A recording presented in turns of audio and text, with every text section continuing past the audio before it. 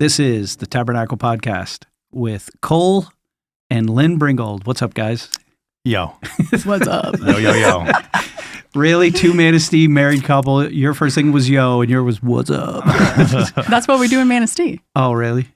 Yeah. It's not like some kind of a rapper thing. You're not starting a rap group. No Like that? rap groups. Although I do have some pretty mean skills. You have some mean skills? I could rap for sure. Yeah. Well, we'll get into that. We'll save that for the end. I'm excited to have Cole and Lynn on.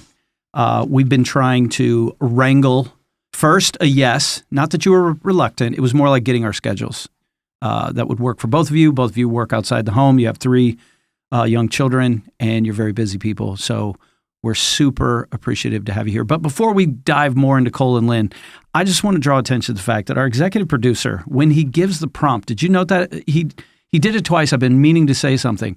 He doesn't just go, to start the intro, John. He does it with a flourish. Yeah, he's got. Did you see how he did that? It was kind of like a, ooh, wham. It's kind of like. Is that Riz? Is it Riz? Is it Aura? It's flourish, that's for sure. It's flourish. Lord Matthew Corey Hughes, we love you. But yeah. So Cole and Lynn, part of our church for how many years? 10 and a half years. 10 and a half years. Started at the Buckley campus. Up here. T1. Yeah, at T1. Yes, sir. And then survived the T2 changeover. Mm-hmm. Correct. And then we're fired up when we went to Manistee. Both of you live in Wellston. Yeah. That's correct. And have been Shout out to Wellston. Shout out to Wellston. If you're listening at the Dublin General Store, you're getting all the deets right now, all the dirty details, right? Oh. But have been a huge part of not just the Manistee campus family, but leadership. And both of you serve in multiple places, and we're super appreciative of that. Currently, Cole, you serve on the engagement team. Correct. Right there. Yep. Which is a great name for don't mess around or he'll kill you with a smile. Easy team. Those guys do it all themselves. I don't have to really do anything. Oh, is that why you chose it? No, Yeah, we'll talk that's about that why I later. chose it. Yeah. Lynn, I know you serve with Tab Kids. Yep. And you're also have done the last year on the Tabernacle board. Yes. Yeah. I know. Which is awesome. She's been a great addition.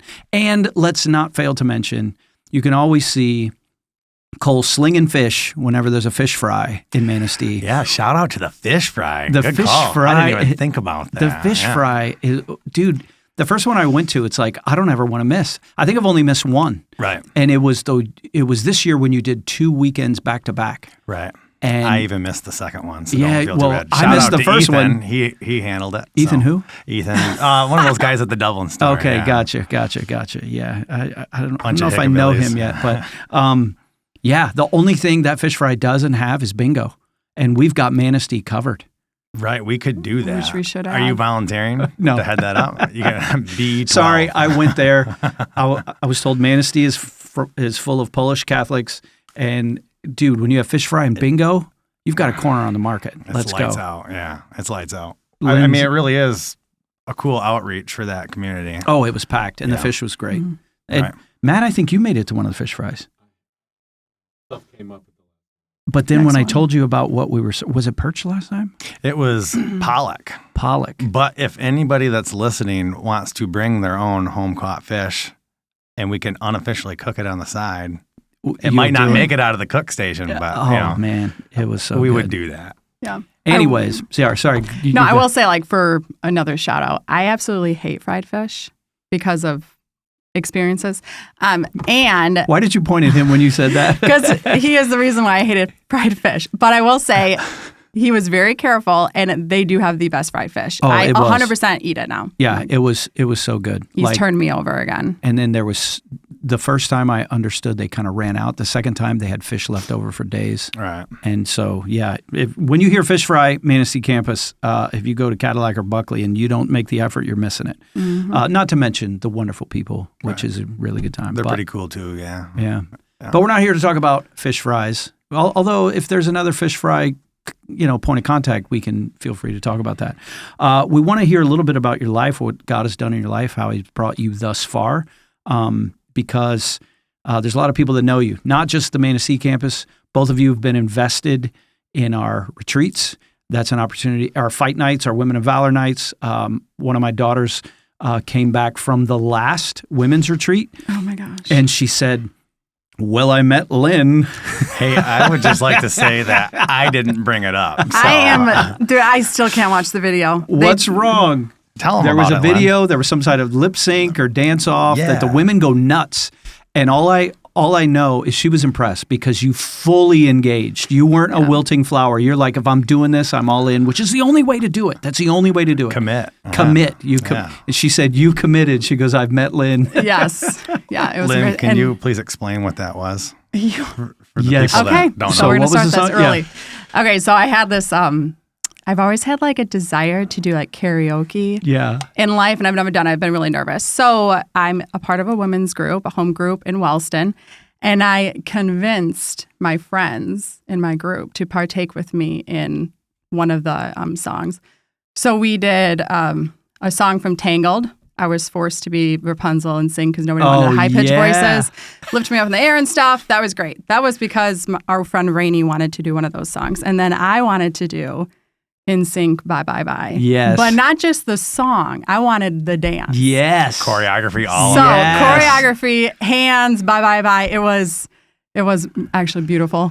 The was behind the so Lifelong embarrassing. dream fulfilled. Yes, it was. It Yeah. was and we made sure we were the last song. Yeah. We had to move some of the props on the stage and stuff so that there would be room for us. But really, it was, I would say, epic. Yeah, it was epic. Good. The behind the That's what I scenes, heard. It you was know. epic. The comment was, well, I've met Lynn, was not negative. It was like, I see now. Whoa. Yeah. So We're at home. My kids are like, Mom's practicing the song again with her friends. Can we go do something? It's like, sure, let's get out of here. Cole walks in with us practicing, and there's 5 of us, obviously, because NC's got Full-grown, 5. full-grown adult women. Yeah, and he's like, I don't even Being a know boy if I band. can stay in the room and watch you guys right now. So Didn't he feel right. stayed out with the kids while we were practicing. We were sweating. We sat outside in the dark and cold until Yeah. they were done. Yeah. It's just a I need to shout see out the for. video. At some No. point, I There need to is- see the there video. is a video There's a somewhere. video. I will find it. Yeah. I will But get the minions I want you to on this. know we Okay. already are planning this next one. Excellent. So if Cadillac or Buckley wants to come and show up Yeah. the Manistee people, Ooh. Bring it. Yeah. Yeah, just saying. so right there, the gauntlet has been thrown down. The line in the sand has been drawn. This is a there's a challenge. challenge. There's a Yeah. Cadillac challenge. campus, Buckley campus. Buckley campus, come on. I know Yeah, the amount what of are- girls that go, and they're outgoing. They can Yeah. do it. They can Yeah, do they it. got Yeah. this. You guys So got this. Lynn and Cole are calling you out. Cole won't be there. I love to talk trash, especially if I don't have to back it up. And this is one of those situations. Come on, girls. Let's go. Maybe they can do like a boy version at your guys' Nah, that's little. not going to happen. Ooh, I don't know if dudes are more into that. No, we're not into that. It's going to be more like arm wrestling or Indian leg wrestling. Hey, if we're doing shout outs, there was some arm wrestling at the last men's retreat. Yeah, I don't participate in that and outbreak. Clayton Porter knows something about that, but that's Does as he far as I'll really? go. Oh, did he get beat? Yeah, no. Oh. He did not get Ooh, beat. he brought It it. was pretty exciting. Yeah. All right, Clayton's. I'm going to fight club with Clayton, so I'll have to ask him about that tonight. Ask him. Tonight. Ask him. So let's go. Let's go to your story, Cole. Are you originally a Michigan man? Like, where are you from? Yes. Where'd you grow up? Where'd you go to school? From Harrison Clare area. My family, my mom's side of the family is all from Harrison. My dad's side's all from Harrison. So Yeah. I say Clare because most people know where that's at. Yeah, A lot of I've people passed don't the know exit. about- I've stopped for gas. Right? Yep. Yeah. It's not for gas. That's where all my family's from. My dad's side, cattle farmers, kind of grew up on a cattle farm over that way, like a kind of on its way out sort of thing. My grandpa had a farm.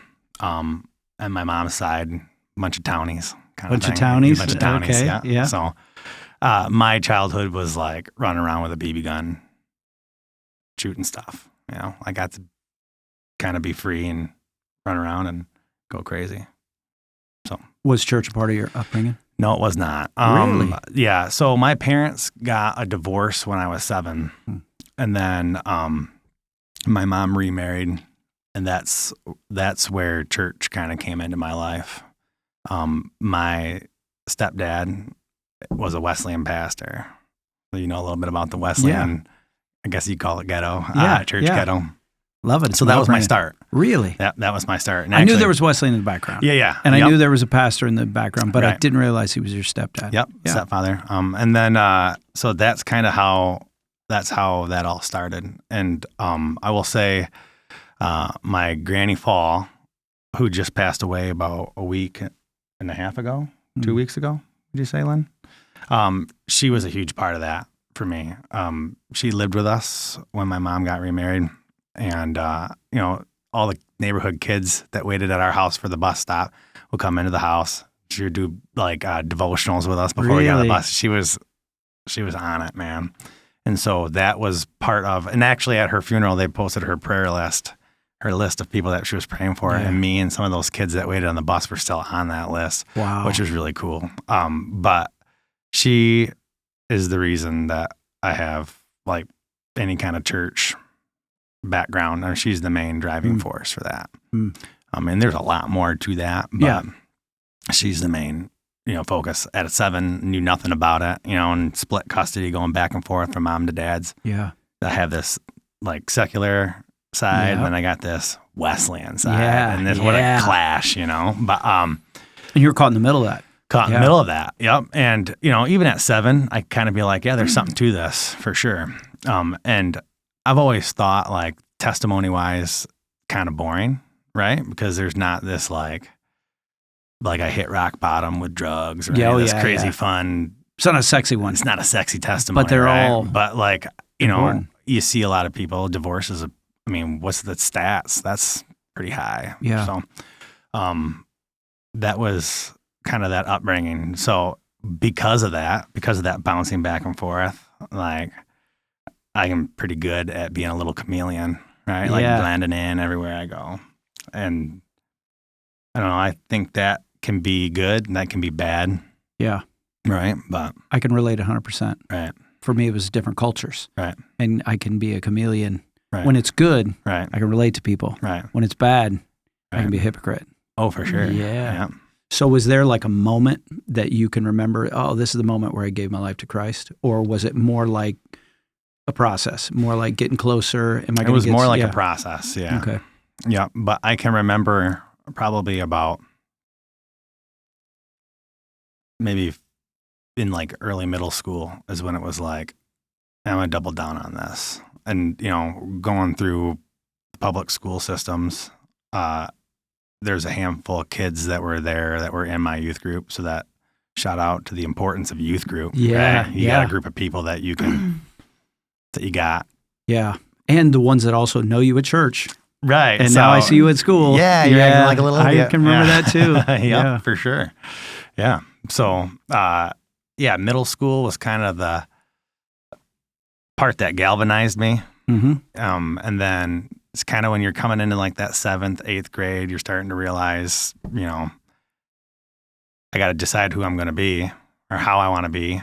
And it was like, well, I see what the other side's doing and I don't want anything to do with that. So, it doesn't make it easy, right? No. Especially hard in middle school and high school and college. Yeah. Yeah. So Lynn, what about you? Are you from Clare? I don't think so. No. No, I actually ended up back in my hometown. So I grew up in Wellston. I went to school in Manistee. So I am born and raised Catholic. Born and raised Catholic. Born and raised. And on top of it, I was not a creaster. I was not a Christmas You were Easter. like a Shiite Catholic. We were weekly attenders. Nice. Yes. So we were weekly attenders. I went to a Catholic school, preschool to 12th. And it really I'm not Catholic now, but I will say that it was my foundation. Yeah. So a lot of my family to this day are very embedded into Catholicism. That's fine. Yeah. For me, it was, I wanted to be a Christian growing up. Like I got it. My parents were really good at saying, we're going to church and, we did the rosary. We read the prayers, right? Because certain prayers you got to read. Right. You got your holy days and stuff. And going to a Catholic school, you're going to, religion class and stuff. Like I got it all. And I understand it. I didn't have any time where I just wanted to like walk away from my faith. I will say, because you're saying like the one time where you're kind of like, when did it click with you? I was in 7th grade, which is also a shout out to the importance of like junior high. Yeah. And kids start questioning stuff. I leave a class, I'm going into social studies, which was like my least favorite class. and my friend walks up to me and she's like, hey, I've decided I don't believe in God. And then like walked away. And I'm like, well, that was kind of weird. So I went into class, sat down. I remember I was like front and center, and I got my books open and I'm thinking to myself, you know, do I believe in God? And I remember looking at him. He had like white hair and like not paying attention because it's social studies class. And I decided in that moment that yes, I do believe in God, but I was like missing the fire. So in Catholicism, or in my upbringing, like I understood what I needed to do. And I had this, I thought it was a healthy fear, but I think it was just fear of God, or of like not being worthy, I guess. Yeah. I don't, do you hear that from? Yeah. Okay.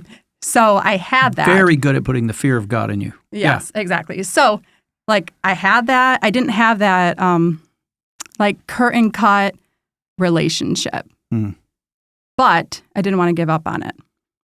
So I still kept doing all the things, Catholic Church, never questioned it, listen to the homily, do the prayers, all that. I go to college and I still stay at Catholic Church. Went to Central Michigan, so did Cole.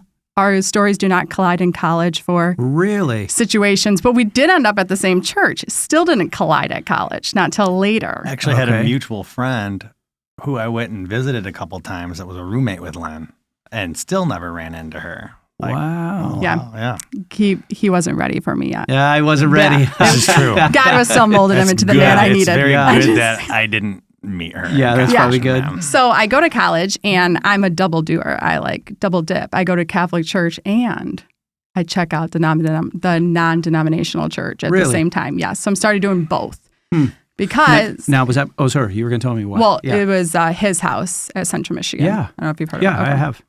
Cool. Yeah. It was a cool ministry. Yeah, that's the church that he went to. So I'm going to both, and then I finally, I was thinking, how do I explain, how people that are grown up Catholic, how they can relate to maybe, what I was going through as well, especially if they've left the Catholic Church and have gone somewhere else.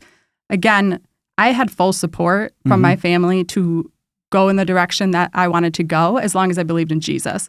My Awesome. parents were very supportive and are still supportive to this day. They love the tabernacle. Awesome. So I'm envision it because Cole can totally relate to this. I am really bad at making fires, a campfire. I cannot make them because I can't keep them lit. And so when we got a fireplace in our house, there was a big debate if we were going to be a propane fireplace because we're a propane company. Shout out to propane. Fisher Propane. Fisher Propane. For all your propane needs. Yeah. We'll keep you warm. Yeah, we'll keep you warm. Yeah. Anyway, so we were debating, are we going to do a propane fireplace or are we going to do a real fireplace, like a wood fireplace? And I wanted propane because then you just flip the switch. Yeah. No problem, you got a fire. He said he didn't want them because it looks like little fingers fired. Yeah. So he wins because he's the man of the house. And because I said that too, flirt with him. Yeah, well done. Well, we went and I was like, okay, fine. I won't do a propane fireplace. I agree. It looks better. But my problem is that I would do everything that I'm supposed to do. I put the little pieces of wood in, then I put the big pieces, then you shove the paper in. And 2 weekends ago, we're at our hunting camp and Cole's like, hey, I'm going to go hunt. And I'm with my kids. And I'm like, well, you got to start the fire. And he's like, but I don't want to smell like smoke because then the deer will smell me. And so then I said, okay, I guess I will start the fire. Again, I've already told you I can't start fires. So I do it all and I'm trying to light it and keep it lit. And I'm thinking to myself in that moment, this is what my life was like. I, growing up as a Catholic, not saying anything about Catholicism, but I had all the tools, but I couldn't get that lit fire in my soul that desired a relationship because I didn't know how to make it. And when I went to college and I started going to his house, that fire lit and it started burning. Wow. Of this desire of now I get it. The curtain is cut and I now have a relationship with Christ. And so I started doing mission trips with his house, which I know Cole went on the pancake one. Like, I don't even know if that one counts as a mission trip. I did Hurricane Katrina relief. We'll come back to Yeah. We'll come back to that. I love this Anyways, podcast so much yeah. already. Yeah. I heard the one he went to because we were like talking back and forth about our past. He's like, well, I went on mission trips. I'm like, which one did you do? I'm like, that one didn't. Like, you guys ate pancakes and walked around. Like, All right, I was building stuff and cleaning out mildew Wow. out of buildings. And So there is a ministry in Panama City called Jesus Loves Pancakes. Okay. I'm not kidding. They're really worth that. And this is what they do, all right? That's what they do. Everyone's partying on the main strip, right? Yeah. These group of people go out and they start talking to other people about Jesus, right? They also give them this coupon for a free breakfast the next morning. And so it's getting people in to a Nice. spot where they can sit down, they can get a meal because they probably need it at that Yeah, point, right? yeah. And then a lot of people gave their lives to Christ. I mean, I guess that doesn't count. Oh, Okay. no, that's a great. No, That's a great ministry. I actually Shout out have to heard Jesus about Loves these. Pancakes. Yeah. No, I've Awesome heard of these ministry. trips where they'll go to Yep. spring break and they'll have a ice cold I mean, cooler not full my of thing. sodas or waters. Yeah. I will say it wasn't my Yeah, thing. I didn't It get on wasn't that your trip. thing. That Yeah. one booked too fast and That it wasn't would- available. So I went on the Hurricane Pretty Katrina popular trip. brand. Yeah. Also, another one I went on, which was really cool, is that there was a speaker talking, and which was so cool because like hundreds of kids would go to them. Like, it was a really, I believe it's still probably Yeah. one of the most prominent I think so. on that campus. And this one speaker said, put your yes on the table and God will put it on the map. And I was like, okay, well, what does that mean? Again, you got to remember, I just lit the fire. Like, Yeah. I'm burning for it. And my parents are still kind of being like, okay, she's going a different direction. Like, we're good with this. Like, we can see she's growing in her faith. And I just had this desire to go to Dominican Republic. Well, I would be the first kid to do something like this. I am the youngest. Well, I was. My family adopted as well, my little sister. So I'm with my mom at Meijer, and we're walking through the cereal aisle, and I'm like, hey, Mom, I want to go to Dominican Republic on a mission trip. And she's like, man, why would you want to do that? Like, is it not, I don't think it's safe. I don't think you should do it. Just being a mom, concerned. Yeah. And I start crying in the cereal aisle. And people are walking by, and I said, Mom, I don't know why I am going, but I just feel like I have to. And that was the first moment that I think my parents' first step of supporting me in doing this other journey. Yeah. And she said, okay, well, then we'll make it work. And it was that first step of like, hey, this was my faith growing up, but I'm going to take ownership of my faith now. And now this is the direction I'm going. Yeah. That is kind of a pivotal moment for me. That is one of the best analogies that I've ever heard, talking about the fire. And it's similar to what we have heard. And again, the other thing I love about what you just shared, and this is for the whole podcast family, is we're not here to tear down other churches, especially if they're Jesus-loving, gospel-believing churches. And, the Catholic Church is in the middle of a struggle right now. And they have been for the last couple of centuries to figure out who they are. The current Pope just made a good move, as far as I'm concerned, by announcing that the Virgin Mary is not a co-redemptrix with Christ, that it's only in Christ. And there's a big part of the Catholic Church that is not happy about that. But I think I know he did the right thing, because Scripture says there's only one name under heaven and earth by which you can be saved, and it's not Mary's, it's Christ. Right. And so that really says a lot about your family. I mean, we've said it before. They're born-again Catholics. They're born-again evangelicals. And there's people that go to our church that are probably not saved. And there are people in the Catholic Church that are probably not saved. But that image of a fire, that's where it began to burn in your heart, I mean, that was absolutely beautiful. Do you have a beautiful analogy for us as well? No. When I hang out with Lynn, she's pretty good at, handling Yours that involves kind of Chris. stuff. Yeah. Chris Farley and pancakes. Yeah. That's okay, bro. I will say, though, Lynn, I'm not going to say you breezed past it, but your family's support in that is pretty rare as well, just because there's I don't know if how far down this bunny trail you want to go, but that Catholic guilt can be a thing that. Oh, they're very good at member retention. Yeah. Very good at member retention. Yep. Yeah. Yep. I think it's just the reminder of, and I will even say it to Cole today, it's like, we're all on the same team. There you We go. all believe in Jesus. And I couldn't say one bad thing about the way I was raised. It's the way I am now and where I got. Right. And I'm proud of that background. Right. But, And we have been blessed not only by you guys, but we've been blessed by the support of your family, which we won't go into, but it has been a massive blessing. yeah. The fact that they're because they're still in that area, right? They're still regular attenders of the Catholic Church. That's right. And they support what God is doing at the Tabernacle in Manistee, and so that's huge. So both of you at Central, and we've had these near misses, Right. as far as you're at the same college, don't know each other. Right. Same friends at the same college. Same friends, don't know each other. Right. What were you doing that she didn't show up on your radar, bro? He had shaggy hair and he's bringing it back. I do have bringing it shaggy back, hair yeah. currently. I like to say I'm trying to grow it out, but I'm just lazy. I haven't got it cut. That's all. Okay, we're not talking about your hair, though. Anyways, yeah. She couldn't help herself. Yeah. Yeah, so let's jump out of college then. And Wait, hold on a second. What was your major? Oh my gosh, yes. Oh, Okay. it doesn't matter? No. What was your- We're going to talk what- about this. yeah. We're going to talk about this. All right, we're My choosing major violence. Let's do it.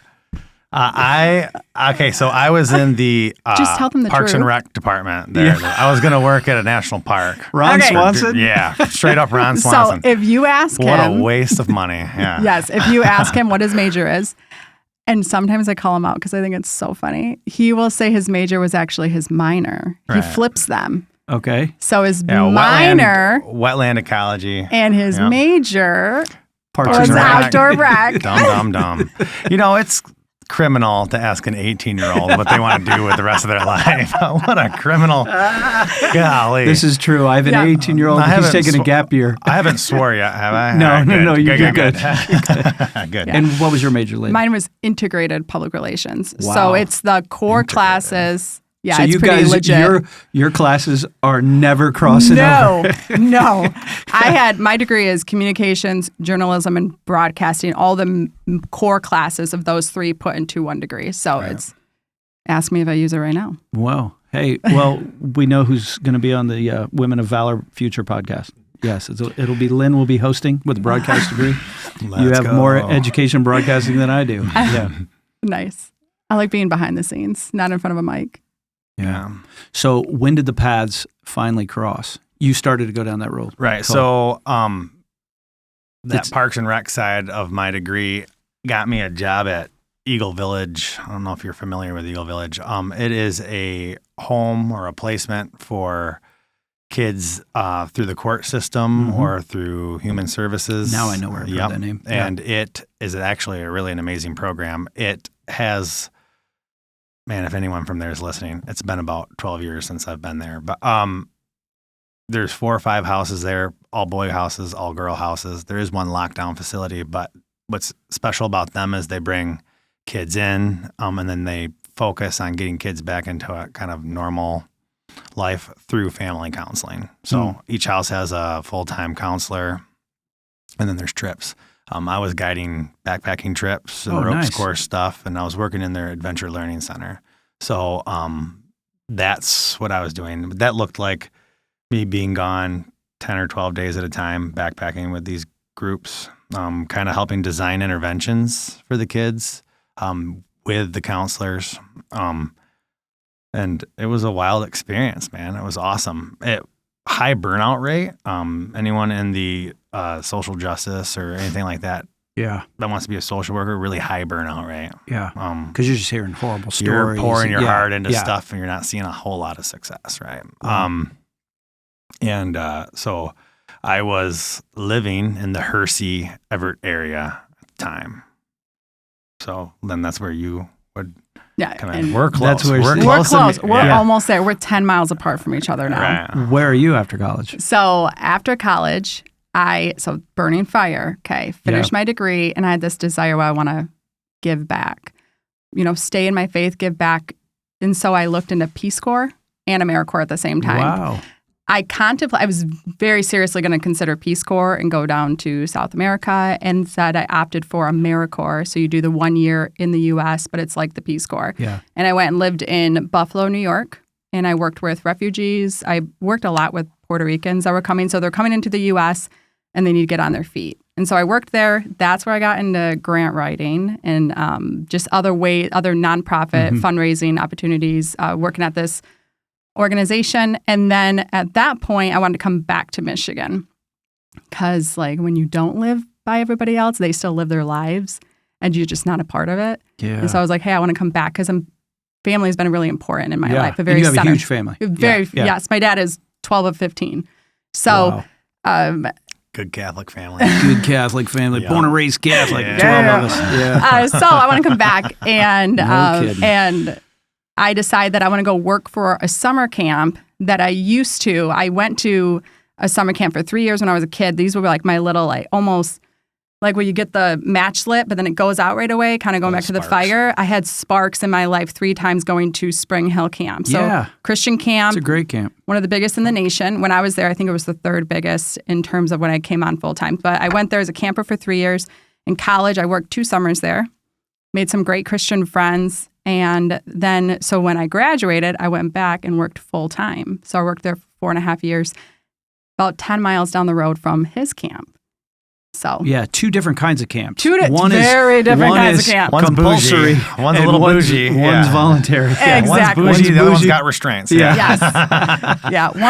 Kind of like your marriage. Right. And your personality. Our kids, just like our kids. Yeah. So we had a mutual friend from college, and she, out of the blue, was kind of like, hey, you live by Cole. Maybe you guys could carpool with each other and visit me in Grand Rapids. And I was like, Cole? I'm like, I thought he wasn't cool. And you'd never met him? No, I don't remember him. I would like to say she never stood a chance. Yeah, because he was shaggy. Yeah. So we start texting with each other, which I will say for a guy that has, I don't know, like a way to, make me want to date him.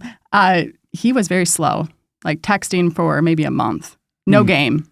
Really? Yeah. This is before or after the carpool? No, we never carpooled. Oh, okay. Yeah. I wouldn't get in the car with him. I didn't know if I could stand him for that long. Gotcha. So we're texting back and forth. And he has no texting game. Yeah, he has no texting game. No game, period. Well, he's intervening with these people on these 12-day trips. Yes, pouring out his heart. Give me a little slack. Yeah. But then he ends up coincidentally, I'm going to go to the movies with my friends because, again, I'm working at Spring Hill. And we are going to go to the movies in Mount Pleasant. And he's like, that is so crazy. I'm actually going to that same movie. Like an hour and a half away. Yeah. Believe it or not. Yeah. So you are in the middle of nowhere if you're driving an hour and a half for a movie. Right. Well, I normally wouldn't drive to a movie in Mount Pleasant. Okay. Yes. If I lived in Claire. Yeah. But he wants to go to the movie because then he would finally see me in person, supposedly. I find out later. So we go to the movies. He's going to meet me at the movies. So I get to the movies with my friends. He's not there. I text him because that's all he knows how to do is text and not just man up and ask me on a date. Whoa! Shots fired on the podcast. Yeah. That might be the first time I've ever said that. And so I'm sitting She's in the feeling movie brave theater. with a microphone. Also, that's why in my degree I was behind the microphone, like not on the microphone. But like back then, you didn't Facebook was just kind of getting in and stuff, and he didn't really post great photos. And I really, truly don't remember too much about him or anything. So he comes walking in because the movie's already started because he's a man and he's late. And whoa, more shots fired. Love it. Love it. He comes walking in, and I remember thinking to myself, oh my, I hope he's the tall one. Because I didn't know. Okay, Cole, I'm telling you. Let's go. He comes walking up the steps. It's super dark. The moment he looks at me, he falls flat on his face. You know how those movie steps are a little spaced out? Yeah. Missed it. And you just fell flat on my face. You face planted? And then, in my head, I'm like, maybe she didn't see that. Pop right up, and I can hear this person in the audience laughing. And in the dark, I can see her pointing, laughing at me. Yes. So I'm really awkward when people get hurt. You just start laughing. If my kid gets hurt, I have to put my shirt over my mouth because I'm laughing, but I'm I really genuinely hope they're okay, but I just don't do good under awkward situations. My father-in-law's that way. Yeah, he so laughs I was laughing at whatever pain is happening. Yeah, so he comes and sits behind me. I turn around and said, hey, my name's Lynn. Shook his hand, turned around and watched the movie. That was it. Okay, because I was nervous. Yeah. He didn't need to know What that. are you thinking at this moment? I'm thinking, this girl's got no game. Whatever you wanted me. Okay, so after the movie, this is the part where it kind of comes together, and then he just can't get enough of me. I walk out of the movie, and I'm so nervous to talk to him because he is the tall one. Yeah. And I already know, okay, something's different about him. And I'm pretending to be on my phone to calm my nerves down and stuff. And I was like, you know what? I got to just go talk to him. So I walk up, and my instinct, which still to this day I don't know why I do it to Still him. your natural instinct. My natural instinct was to go up to him. I punched him as hard as I could in the stomach, and then I stepped on his foot super hard. Why? I don't know. Violence. Because I It's was the- nervous. It's the Michigan girl way. I don't know. That barbarian. I was nervous. The, So You just punched him. yeah, I punched him right in the that stomach. T-shirt you were talking about. Right So there, yeah. were you like up for the challenge, or yeah, were I you was like, okay. Yeah, wait, was it for sure. playful or was it mad? It was playful. No, it was playful, it but it might have been a little bit too hard. But I was just nervous, so I punched him. Well, you don't expect that. Yeah. Who's prepared for that? So Right. I think I would have gone and cried in the bathroom. Right, yeah, right. No, I had already done that. So at that point, yeah, so that was it. I was hooked. And Yeah, then he so- was like, I want to get punched again. So, I would love to go on a date with you. So then all of a sudden I had this passion to volunteer at Spring Hill on the weekends. Oh, really? With outside all of your work. extra time? Right, Yes. yeah. And so I'm driving the trams around this place, dropping campers and parents off. I had the fastest trams, right? I'm like flying around this camp, getting these kids off. I've seen those trams. So that I could, spend some time with Lynn. Nice. So So from there, there's a good did idea. dating actually happen? Did he ever just say, "Hey, let's go on a date," or was it more He like said- stalking? No, this is how it went. tram stalking. right, yeah, it was. He it was, said, we went on dates. I'm going to totally say it. Oh, he don't said- tell the story. Yeah, tell the story. He's like, I don't know what to call you to my friends. Can I call you my girlfriend? Yes, the No. DTR. I don't like, what are we, 12? Define the relationship talk. Yeah. So I'd like to give a pro tip to any young men out there that are dating someone for the first time. Always keep like a $20 or a $50 bill in your wallet. Oh, yes. I took Lynn Our out first to ice date. cream and Everett to the what is it called? Tasty treat or something? Tasty treat?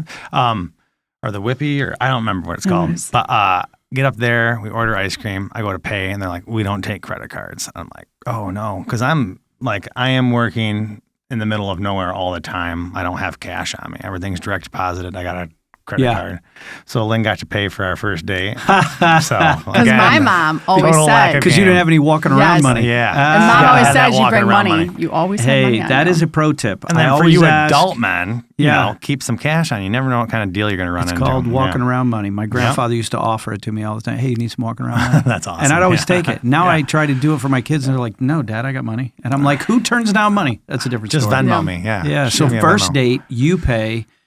Are you thinking at that time, this guy's lame? She's Or are totally you like, hooked. No, she No. never stood a chance. No, I was like, okay. I'm a I liberated knew. woman. I This work is for what the I knew. AmeriCorps. Yeah. I, do my thing. I got a Been around, firearm. I'm seen a thing educated, or two. yeah. Yeah. No, I thought to myself, he's never going to live this down. Yeah. Not my It's true. personality. To And this I- day, I still remind him I paid for the first date. Excellent. He's been paying for it ever since. Yeah. Yeah. But he fell hard That quickly. $20 bill would have been a lot Wait, cheaper. who fell harder? I Cole. did. Cole For sure. did. For Oh, sure, me, yeah. Do you want to know what he said? Yes, of course We're I do. sitting in the truck talking, and he's quiet. And I'm like, what's up? And the time frame right now is 2 weeks into dating. Whatever. And he said, well, I want to tell you something, but I'm afraid of what you'll say. And I said, okay, well, what is it? And he goes, I think I'm falling in love with you. Ah, It was cute. It was cute. And then from there Super on. cute. Hey, if it makes you feel better, Right? within 2 weeks, I told Darcy I loved her. That's There what you go. men do. However, That's what men do. I knew she wasn't ready, so I said it in a different language. Okay. I said it in French. I whispered it in her ear. She said, "What does that mean?" And I said, "I'll tell you later." And she'll tell you now. Oh, nice. Now she didn't know French. They didn't have She looked it foreign up? language class. No, because she didn't remember what you we said. didn't have the Yeah. interwebs in those days, Right. but she knew in her heart. Yeah. Yeah. Hey, in her come heart, on, she bro. knew. Come Let's on, go. we knew. Yep. Hey, once you Jeez. see it, you just. I mean, you got to claim it. Right. I mean, you got to go for it, right? Yep. Yeah. Go for it. So, how for long it. did you date before you were married? Well, we dated for a year, and then we got engaged, and Well, like, it was It a was- short it engagement. was a short engagement too. Like I think we dated for a year, got engaged, and maybe got married like 10 months later. Nice. I mean, we're out of college and Yeah. next steps. And you knew, this is the guy for me, this is the girl for me. Oh, yes. Yeah. But that's our Yeah, I knew, like, personalities. 2 We're weeks. eights. Yeah. I don't know if you're into Yeah, but you're Enneagram. friendly eights. Yes, I'm familiar with that. Yeah. No, I'm not saying that you don't war, because there's another 8 whose name we will not name, Mm-hmm. who I was trying to describe him to someone, and it's I like- said he's an 8, but he's nice about it. Nice. He's not a jerk. He Like, might he can have laugh a it 9 off. wing if he's yeah, an 8. Yeah. Sorry, not to make this the Enneagram thing. But Right, I don't know So anything we're about both him. 8s. yes, on the Enneagram, which Yes. means you're fighters. You'll Blunt, outgoing, yes, sometimes a little too blunt. yeah, but for some reason it seems to work. It seems Yeah. to work. Like there were no hiccups during that. Like there were no breakups. There was no, I don't know No. if this is the one. It was just like, No, you just talk it out and you move on. I did get wrapped up. We talked about it upstairs a little bit, but I did get wrapped up, and there was a pretty stellar salmon run that one year, and I kind of lost track of about 2 weeks there, just Okay. fishing my little guts out. And wait, this is when you're married or dating? this is when we were Dating. dating, and I didn't realize how close, I'm just a boy, right? I didn't know any better, and I had somehow lost track of time and not messaged or talked to Lynn, and maybe missed a date. And What date did you miss? Oh, close to my birthday. no, you're just saying that to make me look bad. You did. It wasn't your birthday, but so yeah, I mean, there's a little shout out to any men that are into the outdoors. Family should come 1st. Mhm. Absolutely, and 100%. Yeah, which is funny. It's easy 'cause to it- get wrapped up in that stuff. I love it. Yeah. I love it. Funny because what? Well, because now it's a big part of our life right now. Right. So when we got engaged, and you go into like the wedding showers and all of that, and I have the best in-laws. I'm like super happy about. I'm just super blessed.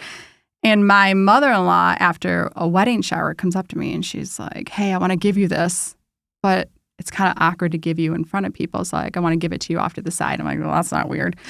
And so I go off to the side and she hands me a book. And the book is, and I don't know if I have the title correct, but it's His Needs, Her Needs, Yes, I've read and it. a Fair Proof Marriage. Okay, she That's a gives me that great book. book. Yeah. Yes. Yeah. And that was honestly a huge game changer for our relationship. I read the book. He doesn't know how to read. So I'm just It's kidding. true. I'm illiterate. We walked through the book with each other, Mm-hmm. discovering like what are his needs, what are my needs. They're not going to probably be the same. And one need that I knew that if I didn't, it was something of his, and if I didn't jump on board, it was going to be a part of his life I wasn't going to be able to be a part of. And that was recreational companionship. And I knew that he was big into hunting and fishing. I never hunted. Mm-hmm. I fished like 2 times in my life, and that was it when I met him. And I told myself, like, I need to jump on board and be in support of this because it will grow us together, and it'll be a place that not only we can become closer as a relationship, but we can put God in it as well. Wow. So that's been a big one for us. We've done a lot of hunting trips together, which have been a ton of fun. And yeah, he's So- showed me the outdoors. So I want to go to that because there's some ideas that are rolling through my mind right now. But let's go back for a second to that book. As I recall, at least the volumes that we got, is there was a book. It was called His Needs, Her Needs. But the one that I read, there was a book for him to read, and there was one for her to read. Okay. But for the guy's book, there was a little short version. Like inside the cover, there was this little fold over because they knew men may not retain all that knowledge. Nice. And it was just a quick summary. Hey, dude, if you didn't get at all the stories of this well-written book and all this stuff, just remember this, this, this, this, and this. And it was like just the way they wrote that book, Yeah. at least the edition that my wife and I read. I appreciated that. I mean, I read the whole thing because I can read. But I also appreciated the fact that I had this quick little cheat sheet right there. Right. But going back to the engagement and then the wedding, there was a decision I'm sure that you had to make. Is this going to be a Catholic wedding or is this going to be a Protestant wedding? And what part is faith going to play in our marriage going forward? Like, and you've been very honoring to your family. You've talked, or both of you have been that way.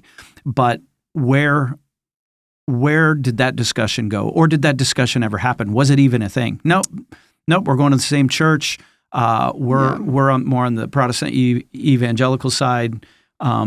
Like, was there ever a time, either in the dating or the engagement, or even early on in your marriage, where you said, "Nope, this is who we are," or was it not necessary? So we were going to a church already together on the Protestant side. I think the biggest thing was that I have so much Catholic family, and then we had a large portion of our wedding group that was on the Protestant side and on his family.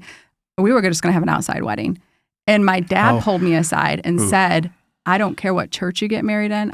Where you get married, I just want you to get married in a church. And if that means you get married in your church, I'm okay with it." Wow. He was What in a gift. complete Right. support of it. So then we That's said, a big okay. thing, too. Well, That's then- Easy huge. to breeze past real quick. Anyone that's listening could Yeah. just be like, well, so what? No, Married because inside, he's- get married in No, it church. was- He's a huge. for real Catholic. I mean, we're talking. And there's a lot of this family that is not nearly as understanding Yeah. as her Wow. parents, right? So, Yeah. What So a gift. Yeah. So we got married in the church we were attending in Clare. yep. Rounds And- Corners and Claire. No problems with it. And then we had a child so we got married in March. June the next year is when we had our first kid, Mackenzie. And the idea was my parents have a family business, and my dad and mom have always wanted us to come back to the family business. But they would always say, don't do it if you don't want to do it. Do what makes you, what you want to do in life. You only have one shot at life. So figure out what you want to do, and you're not obligated to come back. So I went off. I wanted to try other stuff. But I knew kind of in the long run, I wanted to come back to the family business. I didn't want to come back right away. So I worked at Spring Hill. We got married. I stayed at Spring Hill. He actually shifted over to my family business earlier and was already working at the family For about business. a year and a half, 2 years at that point. Yeah. And this is at Fisher. Fisher Yep. Propane. Yeah. Yes, sir. Fisher in 6 locations throughout the Yeah, they're northern Michigan. multi-site. Nice. I know about I was thinking multi-site. about you guys when I take the turn to Kingsley. I'm like, Yeah. oh, that'd be a great site for a campus. But Yeah, so, anyways, moving on. But there's a big We- propane tank there. Yeah. So we have our first kid, and we decide that we're going to go back to the family business because my dad and mom are very open with, family comes first and work will always work around it. And so we move to Wellston literally the day we leave the hospital. So we go to our house last time, say Wow. goodbye to it. There's a picture of me laying with Mackenzie on the ground, like taking a little nap while Cole grabs the last bit of stuff. And that weekend, so we have a conversation with my cousin Steve, and we say, well, we want to find a church up north. And he says, you should go check out Buckley, the Nice. Tabernacle. So we go to the Tabernacle. Luckily, you were preaching, Yeah. and you were preaching about the rocks and the stones and pebbles and all Really? that. Yes, it was the coolest one. How old is Mackenzie? Okay, so after Big rocks, yeah, crackpots. Let's go. after the service, this lady looks at me, and I wish if she is listening, please come find me, because she turns around and looks at me and she goes, your baby is so beautiful. How old is she? And I said, she's 4 days old. She's like, what are you doing? What are you doing in here? church? And I said, Let me "I'm tell you looking about for the a church." fire. Yeah, I said, I'm looking for a church. So Yeah. so now when you say, how long have you been here? Well, my daughter is 10 and a half, and that's how long we've been here. Wow. So it's a way to, We use Mackenzie. That's cool. We use Mackenzie as a. And that's back Yes. in the T1 days. Oh, yeah, yes, like we no hadn't gone space. multi-site. We're packed. Was there 3 services at Oh, the yeah. time? Yeah. always packed. And that was Steve Fisher. yeah. the yeah. Steve Fisher. The Steve Fisher. Steve Fisher. Giant Yeah. personality, that boy. Giant Yes. personality. Yeah, He but he would got be us that guy. here. He just drives the tabernacle. Come on, I over can Yeah. see it just kind of right how it goes. Being a domino. That's Yep. huge. It worked. And so, so let's go back to the outdoors thing, because there's so many marriages that are in crisis. I think you guys, I know you better than most, but what I see in your marriage is enviable and should be. I'm not saying either of you are perfect or your marriage is perfect. Everyone's got struggles and all that kind of stuff. But the way you interact, and even as both of you being 8s, I'm sure that both of you have the ability to have a spat and choose a side and kind of dig in your heels. Oh, yeah. But I'm fascinated by you saying early on, so please take this in the right way. Mm-hmm. So you're a professional woman, not a feminist, but you're biblical, but you're also an 8. Like you're a person that I would guess you don't need a dude to make you happy. You don't need a dude to find your way in this world. But then you enter into this biblical idea of marriage, and there's something in the book that says, okay, I don't care about hunting, fishing, camping, hiking, all the outdoorsy stuff. And you made a choice to be a part of that and do something with him together. And it wasn't even something that you were asking for necessarily. Right. Is what so kind of like, what did that look like the first time when you're like, okay, I'm going to be outdoorsy girl now for a minute? Can I hop into this? Yes, please Can do. I take this? Oh. Yeah. So, Yeah. gentlemen, sounds great, right? Like, she loves to hunt. She loves to fish now. Not at the beginning. Be very careful was what you not say. easy in the beginning. I have a mic too. And I'll just say that, like, it was a huge learning curve for me, right? Because I'm used to going with a group of guys, and like if we're in Ohio and we're deer hunting public land, everyone goes their own way, does their own thing. And if we're fishing, everyone, like we're running the Little Manistee River banks all winter long and steelhead fishing, like everyone's kind of on their own. And I don't know how to say it nice, so I'm just going to say it. Like Lynn doesn't know anything about steelhead fishing, but I'm too... Because her degree is in correct Public relations and not outdoor broadcasting. brand. And the outdoors isn't a big thing on your side of the family, which is fine. It wasn't. I openly said it. Yeah. Guys, we got to sometimes remember to like dial back and be like, hey, it's like teaching your kid to fish, right? Yeah. When Lynn is tangled in a brush and there's like 4 steelhead sitting in this hole in front of her, the right thing to do is to not like get mad or get frustrated. Or if I'm tangled, take her pole. I've done that before, right? I was young. I'm learning. And so you're starting from scratch and ease into it. Like, I'm not going to take Lynn hunting for the first time, on like a 15-day backpacking trip in the middle of nowhere eating freeze-dried meals. That's not going to be her first experience, right?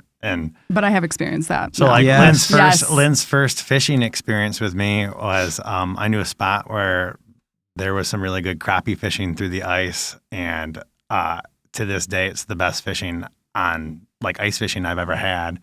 I mean, we were tagged out, or limited out in like 20 minutes on like really big crappie, and I never touched a pole the whole time.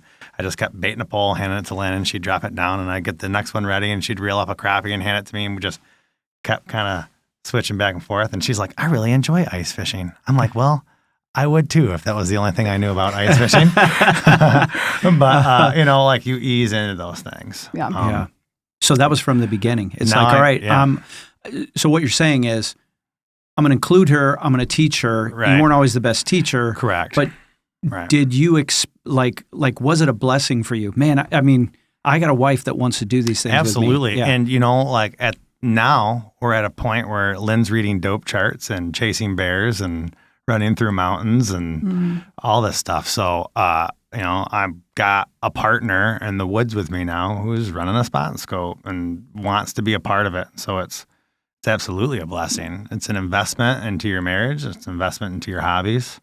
And it's just seeing how God works in those experiences. I mean, you're setting time intentionally aside to be with your spouse, and it's just you and him experiencing something that somebody may never see. And I mean, we just got back from Alaska, and the amount of God moments, and I don't want to say like cliche about it, because I mean, it's hunting, it's not killing, you're not guaranteed anything.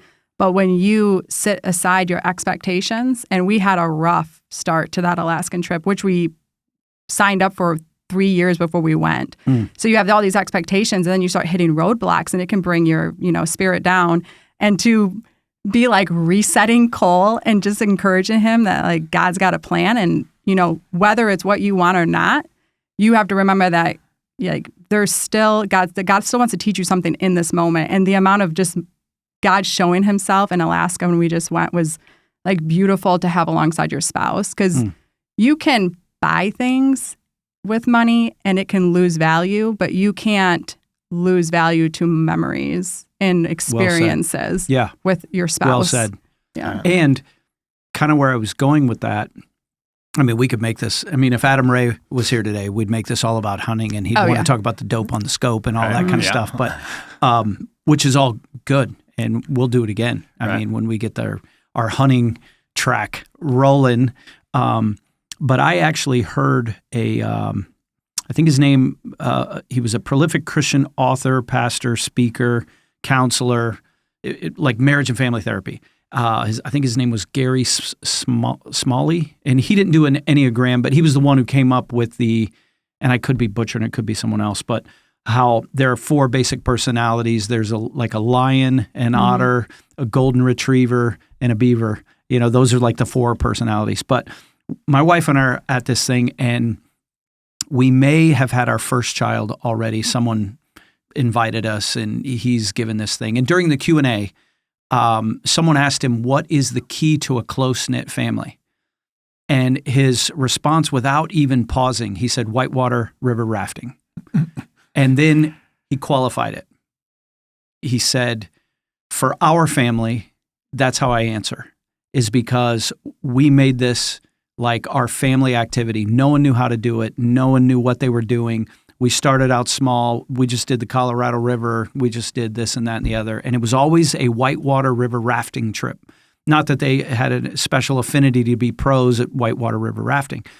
But he said, there's danger, there's risk, everything can go badly. But it's something you experience together.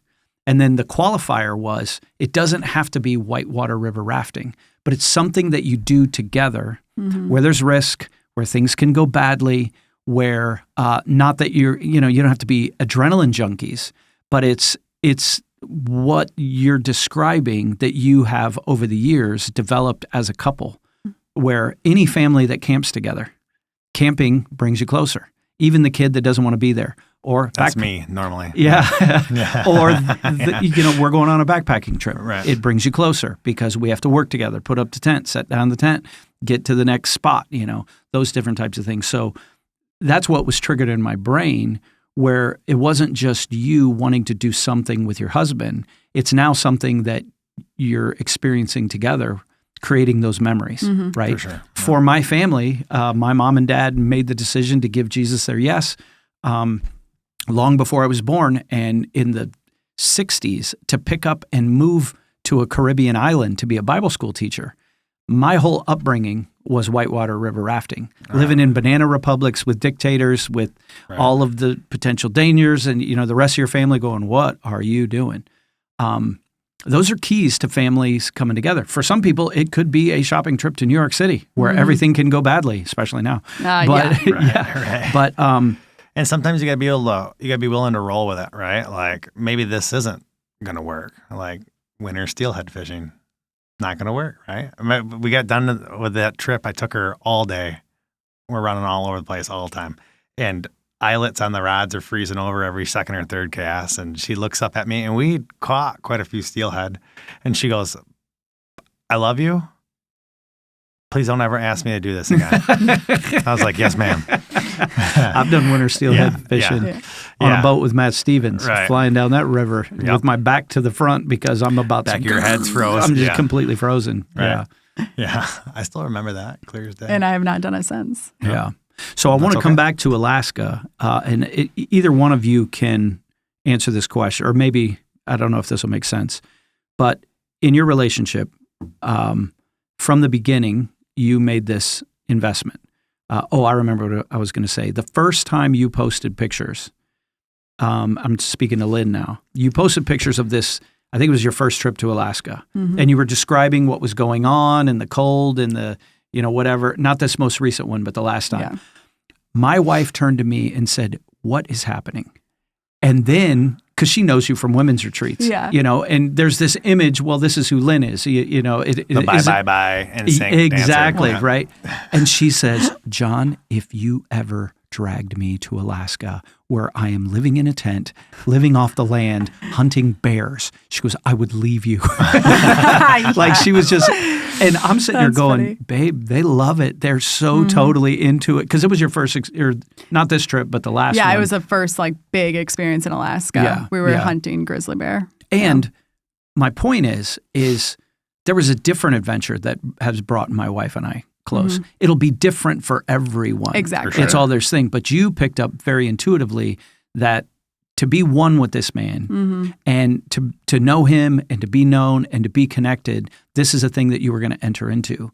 My question is, where have you seen, and this might be going all the way back to engagement days or when you're first married days, where have you seen Cole come this way? So it's his needs, her needs, right? Exactly. Right. So Two-way he's street. got this need. Like, have you seen that, or is this a one-way street? Ooh. Well, I can think of two things. Oh, he's going to step in, so I don't say anything. Yeah, no, I want to hear it. Yeah. What's your two things? All right, so first thing is golf. Lynn has developed a major passion for it in the last 2 years, 3 years. Yeah, 3 years. Recreational companionship is also on my list. I Gotcha. enjoy it, but I'm like, I could also live without it, right? Like, I enjoy golfing a lot if I can hit the ball, which I normally can't. But that's one of them. The other thing that we've talked about, and I will be jumping into a lot more this year, is skiing.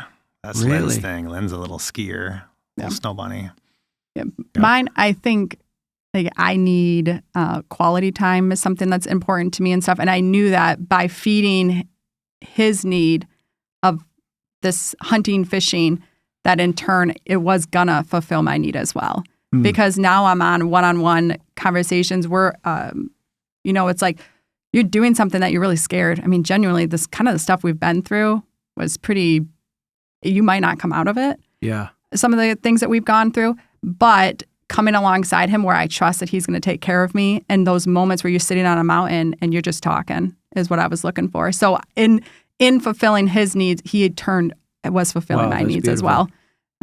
So it's just kind of finding that middle ground, and honestly just calling each other out. Like, I'll just straight up be, you're not filling my needs.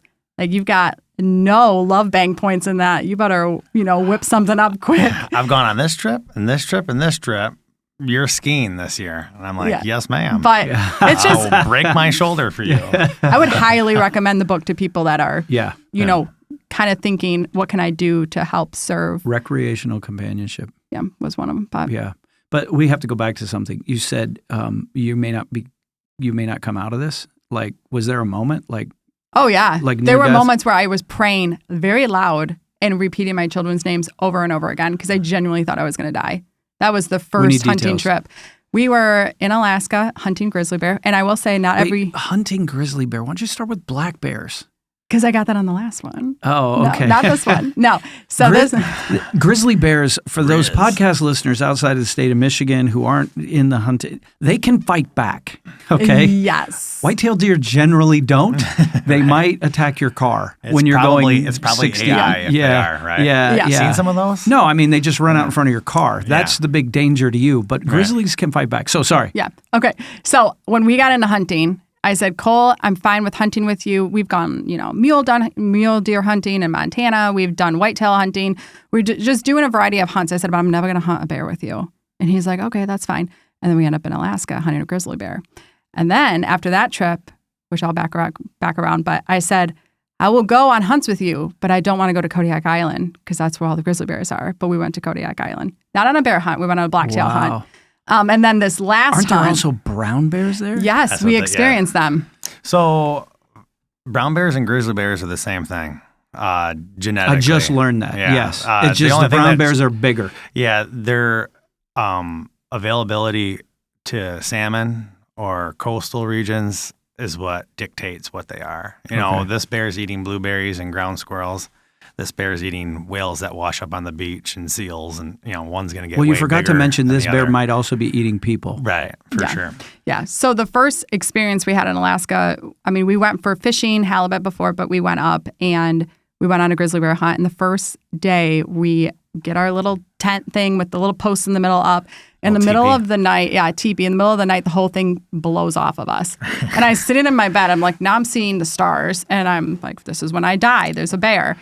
Which ended up just being wind. But some of the things we were up on, where you were going with that rock. We were in high mountain stuff, kind of like in sheep country. Mm-hmm. So you're getting into a lot of shale. Like a lot of shale. Yeah. They call it scree rock. Getting into spots where you like take a step and you slide 10 feet down, take a step and you slide 10 feet down. Yeah. Or you get to the edge and it's like 2,000 foot drop. That's just not like good. the And stuff you're that like makes you think, whoa. using your nails to get up the mountain. And I'm just trying to get over this mountain because I just want to go home. I miss my kids. And I'm pulling myself up and I get to a landing. Like a little flat spot. And I'm like, oh, geez, I can take a break. And then I look at Cole and I said, man, this smells really bad. And he said, well, you're laying in a sheep bed. That's pee that you're smelling. Oh, my days.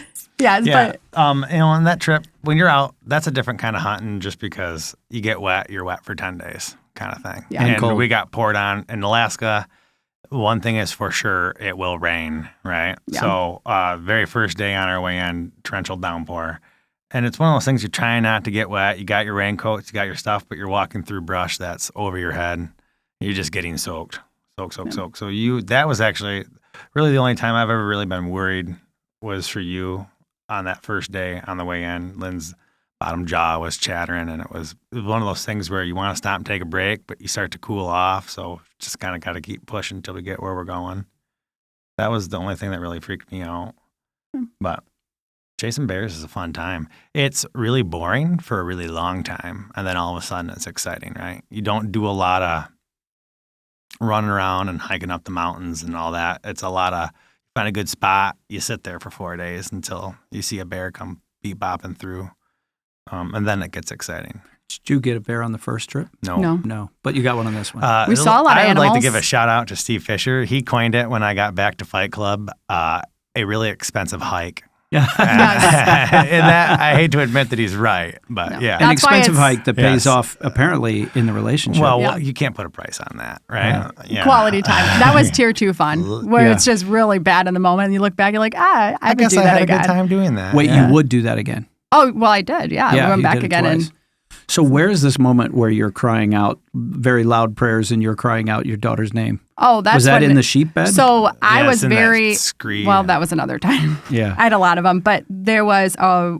river, and the river is the most dangerous part because it's very high, and I am 5'6", which is an average height for women in America. I just want to make sure I'm normal height. Everyone's competitive aware of thing, that. Yeah.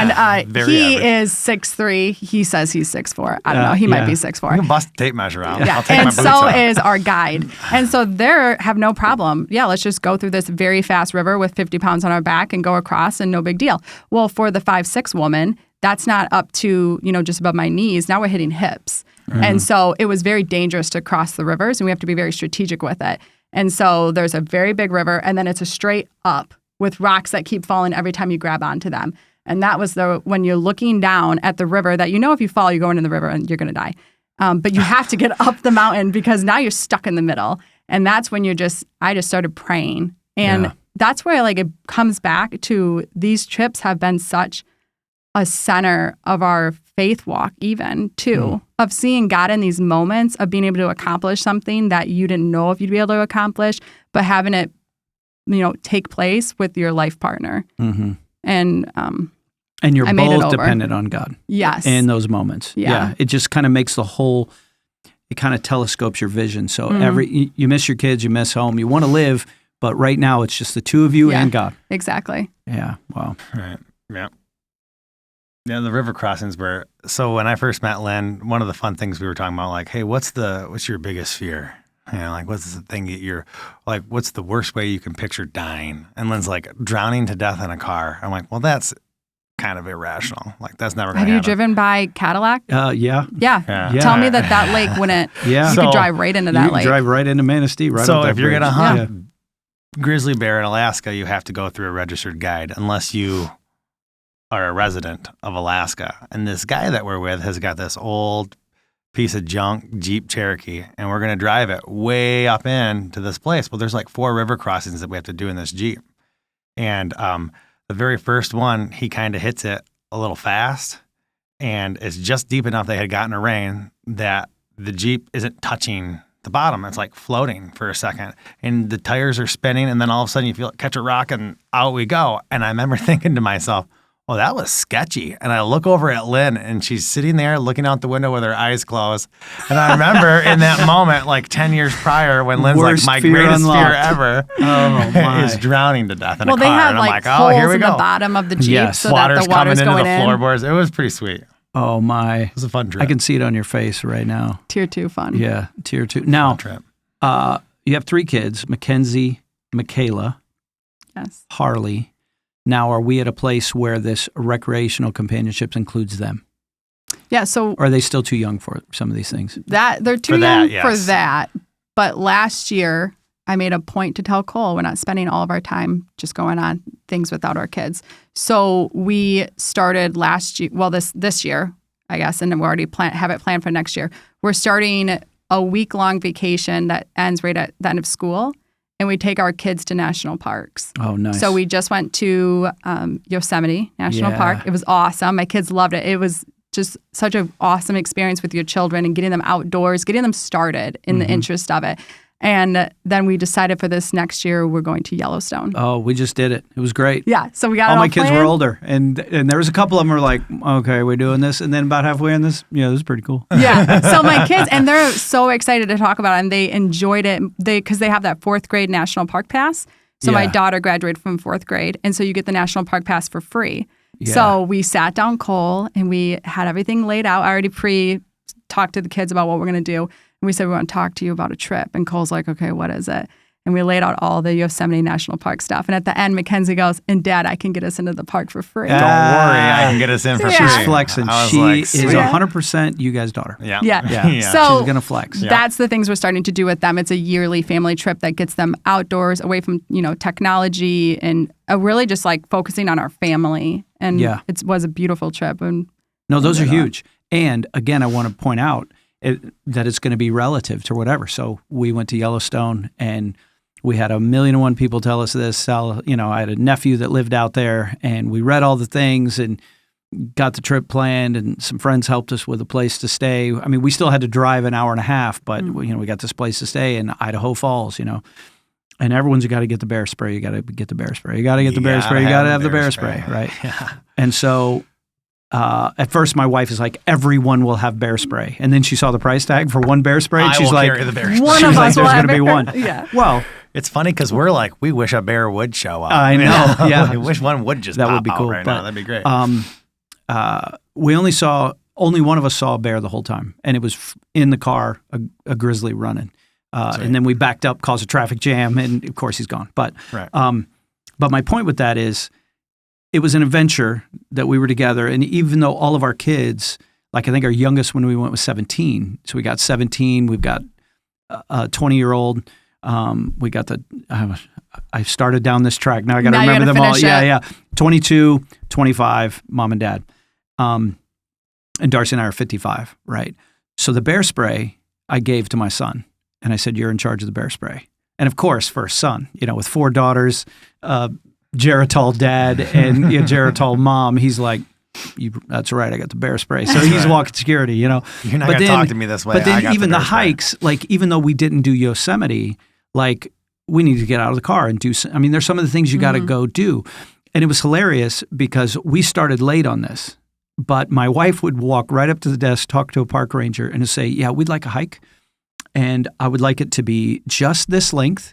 Keep in mind, I have a grumpy teenager, I have some 20-year-old girls, and I am a postmenopausal woman. Yes. Which one do you recommend? And then She preloads it for him. Yeah, but then it was still, like for us, it was huge. And even the ones, I'm not going to call anybody out, that were like, oh, why do we have to do this hike? I've got 2 professional photographers on our in the family with their cameras, with real film. Right. And then I see one of the others like, okay, this is pretty cool. I'm going to take my iPhone out and start taking Nice. pictures. Hey, Dad, could you get a picture of me right here? You know what I mean? It So was fun. just those experiences, I don't know so much of it that I would go, like I was just talking to someone this morning, I would go back to Yellowstone right now. Right. But even listening to you talk, I think it's the time we had together, For sure. because those memories you create, whether it's as a couple or as a family, like there was a moment, and I'll just say who it was because she already got called out by Adam Sharp during the sermon this past week, but it was Lily. Lily's our graphic artist, the art major, the super creative one, the one that's got real film, in a real camera. And we're driving an hour and a half back to Idaho, facing the sun the whole way. And we've just come over the mountains into the flat part of the country, and the sun's going down. So there's this glorious sunset that we've already stopped twice to take pictures of from various angles. And as we're going down the road at miles an hour, because the speed limits in Idaho are Christian, which means you can go fast, right? Heck yeah. There's this iconic old Chevy truck in front of us. And we can see in the front seat is a for real cowboy. And he's the Marlboro man. He's Grizzly, because we were next to him and then it went to one lane road and now we're behind him. And she's like, you got the sunset, you got the truck, and then there's us in the rental, whatever we were in, Suburban. And she goes, I got to get that shot. I got to get that shot. And so the team's trying, well, could you hang out the window? No, well, here, she's out of her seatbelt. The rental's going ding, ding. And everybody's like, why is that happening? Because everyone's on there, But and now we're all committed to try to help her get the shot. But so many bugs on the windshield, she can't get the shot. So my son is like, sunroof, boom. Sunroof's open. And then I'm driving. My son's in the front seat. He's got the sunroof open. All of a sudden, Lillian is on the console, hanging out the sunroof. We're going 80 miles an hour. Oh no! Gabby and my wife are hanging onto her legs, and Sophie's in the back filming the whole expedition from another angle. Awesome. It is not as dangerous as facing a grizzly on Kodiak Island, but you ask any one of them, remember that time? And then all of us are waiting for the film to be developed. Memories, Did you get the Yes. shot? Did you get the shot? Did she? It was a different kind of hunting. She got the shot. Nice. I want to see Lily it. doesn't play. And the team was there for her. So Cool. I love this idea because it has brought two very different people together. I think it'll do the same thing for your family. Yep. And I think it's what God intended Mhm. for marriages when it says that you'll be one flesh. And I think some people want to be one flesh, but they don't want to change anything. And you can't change anything about you. Like, it's probably not your biggest desire to, be a tourist in a national park. But the fact that your wife and kids, they're fired up about this, and if the Right. kid's going to pay for it, then it's like, no, I'm going to be a dad. He's And got we're a going free to pass. We're going. we're going, right? Yeah. Which, by the way, if you're going to Yellowstone, the Tetons are right there. You got to hit them both. We're planning on it. You got to hit them both. Yeah, talk to Cody Kuhn. He can hook you up with all the hot spots there. But Cool. no, that's good. So, any other lessons learned that you or just ways that you've seen how God has brought you two together, or what you're hoping for in this relationship with one another as a young family? How long you been married? 11 years. 11 years. Yeah, you're coming up on that 11-year mark. Oh, she's Right. doing math. I don't know. It's 11 or 12. March 8th, 2014, 11 years. Oh. 11. Ooh, Ooh. you just got a point. He just got a love bank you point. just got a point. Read the book. I You know was what I'm talking practicing. about. She's on the I finance was team. She practicing it deals this with morning. numbers. Yeah, I was like, he's probably going to ask We're that question. almost 12 years. Almost 12 years. Yes. Yeah. So anything we left out there, just like what God has taught you, Yeah. or yeah. So I think one big thing is we both lead Bible studies. So I think it's important, when you find your church, making sure that you pour into it. So, the fact that we support each other within the church, that we understand the importance of volunteering, of of investing, of finding your friendships. I don't know how people, honestly, have close friendships without going to a church. Like, all of my close friends are from the Tabernacle, just because Yeah. we have common ground and we have common interest and we're there for each other. And so I think that's a big one where, I didn't want to lead a home group, a women's group. I didn't really want to be a part of one. And then just in my growth of really diving into the Bible and getting that fire where I want other women to feel that fire, I said, you know what? Like, I can either not do it because I'm being stubborn, or I can just lead one and get, and help other women find that fire. And so I started leading Bible study. Then Cole jumped on board, and he is leading a men's group at our house as well. Our kids will Fight Club. Yes, Fight Club. Yeah. Our kids get very mad when we miss church, if we miss church, because they love Tab Kids, Yeah. and just seeing them grow. Where, again, I'll go back to my childhood. I went to church. I think all of us as children, did we always want to go to church? Maybe not. Maybe I was like, okay, I'm going to church because I have to. And I went. I was obedient. But my kids are like, if you give them 15 minutes and you say, we got to go to church, you can go to second service, but there's no Tab Kids. There's only Tab Kids in first service. They will get up and like that. They want to go because they That's just awesome. genuinely love it. And so seeing God even working through our entire family where our kids even have joy, it's just cool to see. Right. Yeah, I got kind of thrown into Fight Club by Bishop and Bush. Yeah. Seth little- Bush, Britton Bishop. Those Yeah. little stinkers. Yeah. Yeah, it was a fight night, and we're going over all the new fight clubs popping up all over the place. And Seth and Britton are standing up there on the stage, and they go, yeah, and Cole's got one that's just starting up in Wells. And I Cole, remember that. stand I up." remember that. And I remember a couple of my cousins, Ethan and Steve, were standing right there, and they're like, seriously, you're doing one? And I'm like, I guess so. I guess so. I guess we are. Yeah. Yeah. Which is, But has it been good? it's been great. Yeah. And, Lynn puts a lot of time into hers. And, I'll just be honest, we don't. Our guys will decide, hey, this is what we want to study. Yeah. And then we sit down and we study it. So there's not a lot of But that's how Fight Club was designed. Right. Yeah. And, so God to still say shows I up. lead the Fight Club. Yeah, God shows up. Yeah. God does his thing. I would say I more like host it. Yeah. We got a space that we can get together, and some weeks everyone's there and people are sitting on each other's laps, and other weeks there's 4 people. And even in those weeks, those are typically the best better, ones. The best I ones. say the Yeah. same thing. Some Yeah. weeks they're having moose hamburger outside around we a were campfire. grilling moose over a campfire Yes. last week. So Yeah. if you guys aren't doing that in any of your fight clubs, get on our level in Yeah. Wilson, right? There is some Cole and Lynn Bringold frozen moose meat in my freezer, and I've been Pretty waiting good. for the time to bust out the burger because It's I've so had a moose good. burger. All right. Yeah, it's good. Those hot dogs are also really good. Yes, and one of them was jalapeno that I Yes. grabbed. Yeah.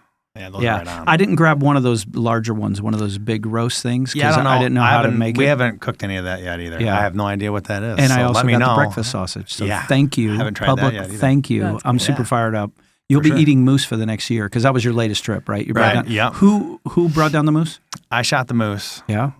That was a really cool trip. I remember Adam in a podcast, Adam Ray, a few years ago now, was talking about his prayer when he's hunting is like, hey, God, if there's a way to bring glory to you through this, like, let's do it.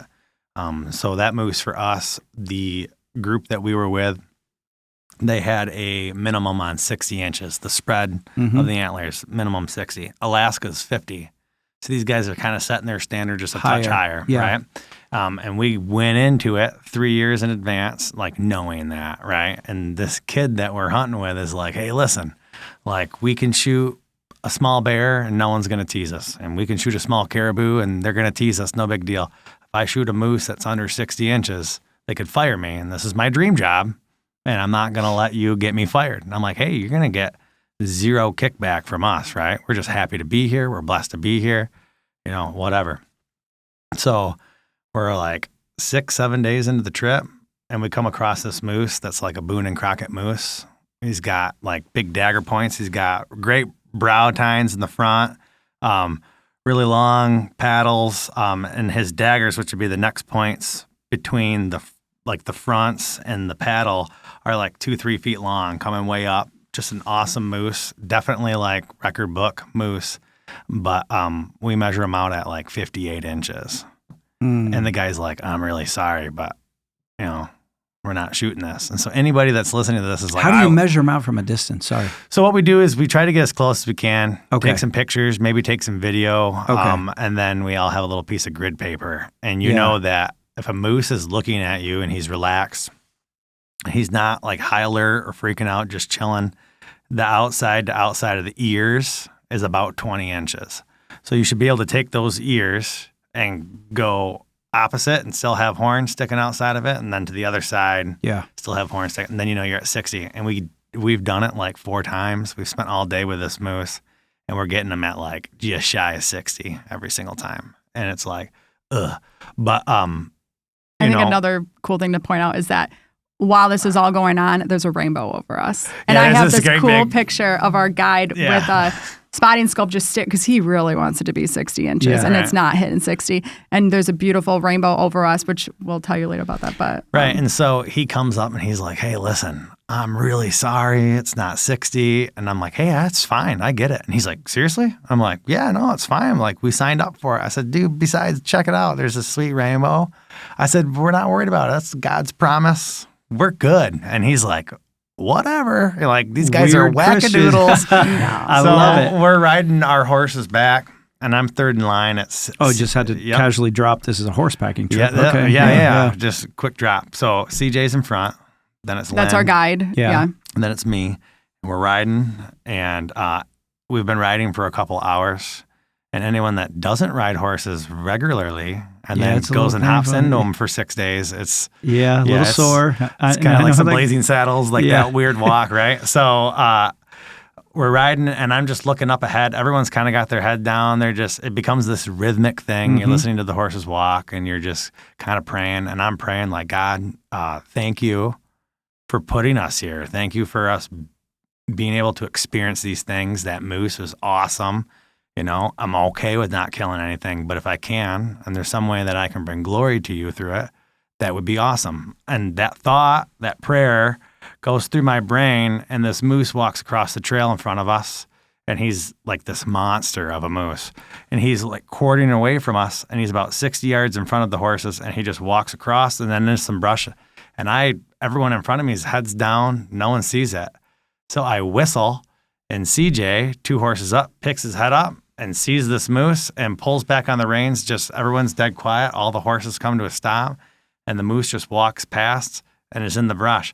Well, he turns around to get my attention, and I'm already standing next to him. I'm like, come on, dude, let's go. Come on, let's go. So we walk in, and we get like 50 yards from this moose, and he's just standing in his glory, you know, like kind of on a high spot, looking over us.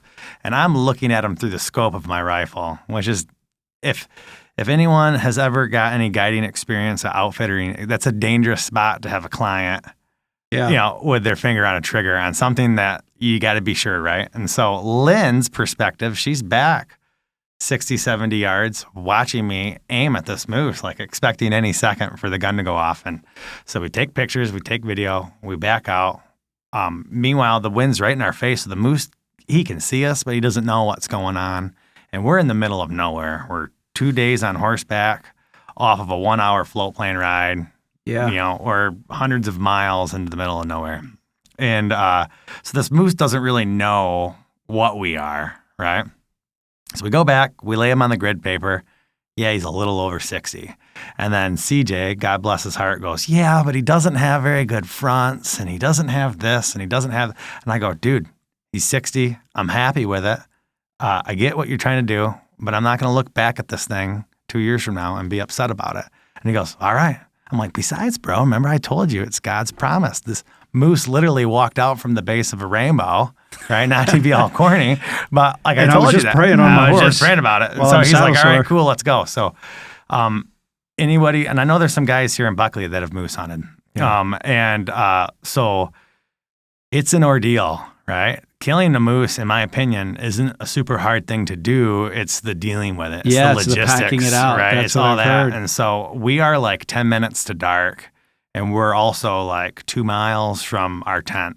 And right? you're in bear country. And we're in bear country, and there's beaver ponds and dams and bogs everywhere. It's hard going. So we walk in, and this guy, CJ's like, I don't know, maybe we should just come back in the morning. We can deal with him in the morning. And that would have probably been like the right thing to do. But we go in, we don't see him. He's gone. The moose is gone. And I'm like, let's just go 30 yards further. And he's like, all right, fine. So we push in, and I just happened to look over, and I could see the top of the paddle on his antler in some brush.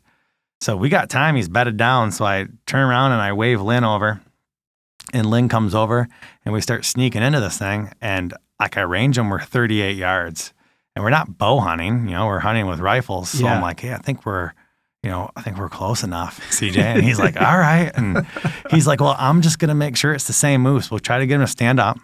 When he does, we shoot him.